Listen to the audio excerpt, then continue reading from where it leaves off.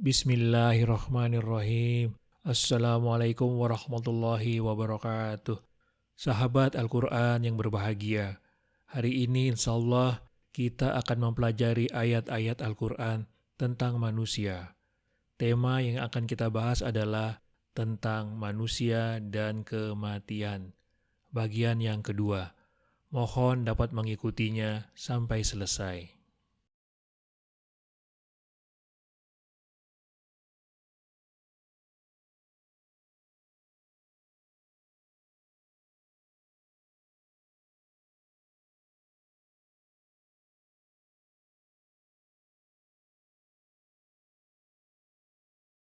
Siapakah yang lebih zalim daripada orang-orang yang mengada-adakan dusta terhadap Allah, atau yang berkata, telah diwahyukan kepadaku, padahal tidak diwahyukan sesuatu pun kepadanya, dan orang yang berkata, aku akan mendatangkan seperti yang diturunkan Allah. Seandainya saja engkau melihat pada waktu orang-orang zalim itu berada dalam kesakitan sakaratul maut, sedang para malaikat memukul dengan tangannya, sembari berkata, keluarkanlah nyawamu. Pada hari ini, kamu akan dibalas dengan azab yang sangat menghinakan, karena kamu mengatakan terhadap Allah perkataan yang tidak benar, dan karena kamu menyombongkan diri terhadap ayat-ayatnya.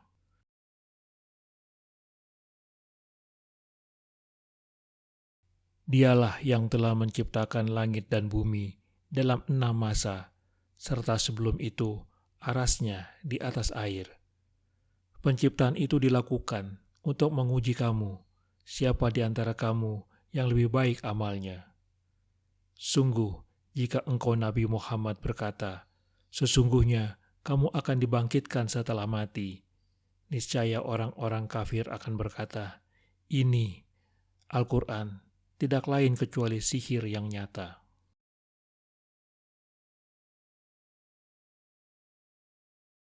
Semua yang ada di atasnya, bumi, itu akan binasa.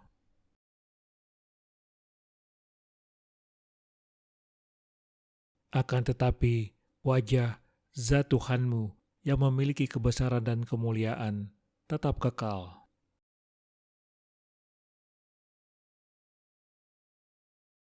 Sungguh, kamu benar-benar mengharapkan mati syahid sebelum kamu menghadapinya, peperangan. Maka, sekarang kamu sungguh telah melihat peperangan itu dan menyaksikan kematian.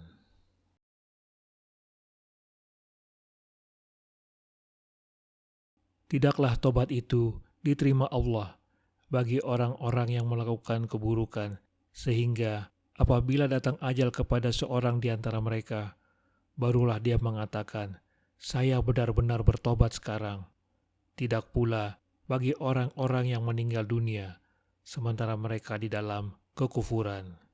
Telah kami sediakan azab yang sangat pedih bagi mereka.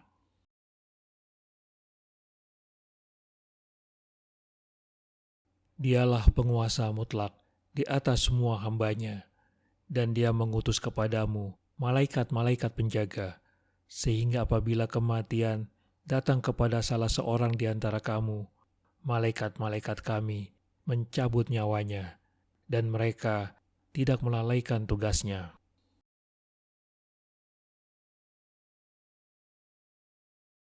Katakanlah, malaikat maut yang diserai tugas untuk mencabut nyawamu akan mematikanmu, kemudian kepada Tuhanmu lah kamu akan dikembalikan.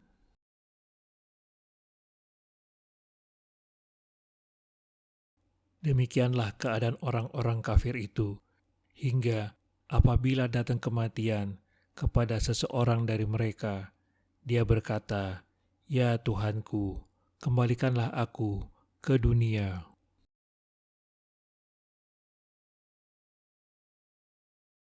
Seketika itu, datanglah sakratul maut dengan sebenar-benarnya. Itulah yang dahulu hendak engkau hindari.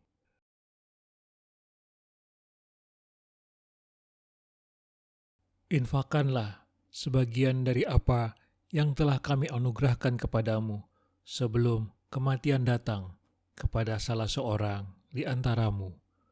Dia lalu berkata sambil menyesal, "Ya Tuhanku, sekiranya Engkau berkenan menunda kematianku sedikit waktu lagi, aku akan dapat bersedekah dan aku akan termasuk orang-orang saleh."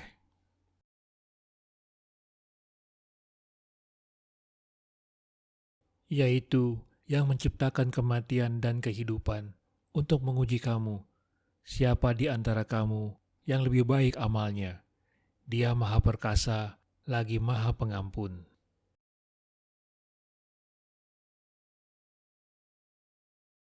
Diwajibkan kepadamu apabila seseorang di antara kamu didatangi tanda-tanda maut, sedang dia meninggalkan kebaikan atau harta yang banyak, berwasiat kepada kedua orang tua dan karib kerabat dengan cara yang patut sebagai kewajiban bagi orang-orang yang bertakwa.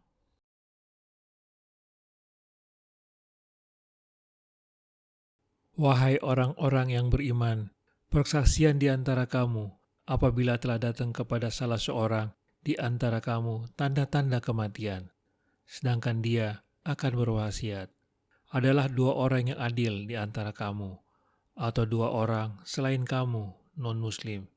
Jika kamu dalam perjalanan di bumi, lalu kamu ditimpa musibah, kematian. Jika kamu ragu akan kesaksiannya, tahanlah kedua saksi itu setelah sholat agar bersumpah dengan nama Allah. Kami tidak akan mengambil keuntungan dengan sumpah ini, walaupun dia karib kerabat. Dan kami tidak menyembunyikan kesaksian Allah. Sesungguhnya jika demikian, tentu kami termasuk orang-orang yang berdosa.